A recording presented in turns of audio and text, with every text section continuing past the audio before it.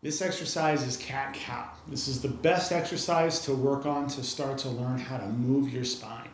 And our goal here is to identify the spots or blocks of our vertebrae that won't move. And we're going to use that to really try to build movement in those spaces so that the spine can move as freely as possible. So I'm going to show you the basics of the movement, and then as we work together, we will define your specific spots and how to attack those areas. So you're going to start in a quadruped position here. So we want to line the wrist with the shoulder, knees with the hips. Okay? And we're going to start with the pelvis. So we try to find as neutral of a spine as possible here. And then we start by tucking the pelvis underneath. This is a very small motion. And I want you to think about using the lowest part of your abs to do this, as well as the hip flexors, right?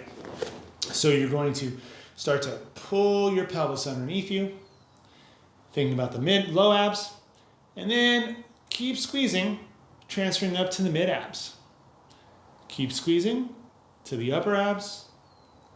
Keep squeezing all three abs together here, starting to find some rounding through that low back. And then you're going to slowly work your way up, starting to push your hands down into the floor, protracting the scapula, so pulling the scapula around the ribs, still pulling those hips in. That's the driver here, getting a good solid abdominal crunch. And then we're going to start to really round as we pull those ribs back and up, starting to tuck that chin down towards the chest. And we're pushing down through that floor with as much strength as we can get, really squeezing those hips forward and getting as much of a round as we can through the spine. This is the full expression of the cat. So we're going to hold this squeeze for 3, 2, 1. We relax the tension but hold space, and slowly, methodically try to isolate the reversal. Slowly pushing the hips up towards the sky, keeping the chin tucked, keep pushing down into the ground, holding flexion in the top part of the body as we work for extension in the bottom.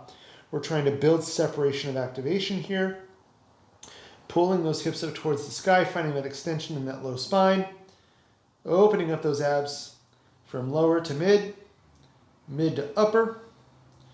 Good, starting to pull that chest down, really arching through that back, really pushing those hips up towards the sky. At this point, we're going to start to pull our hands back towards our knees, maybe pull our knees towards our hands, and really pull that chest through, squeezing those scapula together and down as we look up, finding as much extension as possible, trying to feel even contraction on the back, holding for 5, 4, 3, 2, and relax, but hold your space and repeat as prescribed.